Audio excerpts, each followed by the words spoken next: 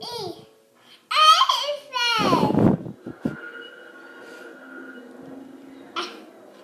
Fish. G. Bullet. H. Hat. I. Squeeze. J. Sit. K. Kick.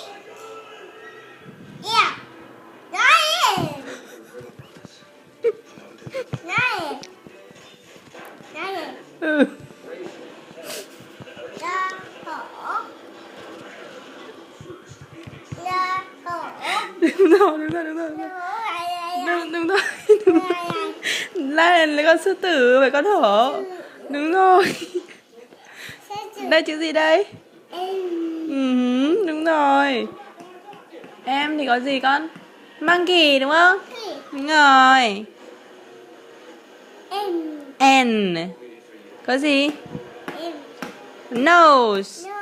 Đúng rồi, đúng rồi. Đúng rồi. Chữ gì đây? Đúng rồi. Đúng rồi.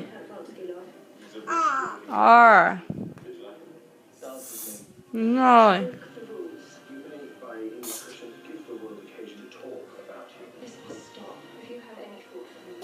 Đúng rồi.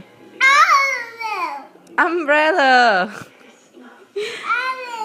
Đúng rồi, cái ô, đúng rồi, hoan hô. Chữ gì đây? Đúng rồi. W.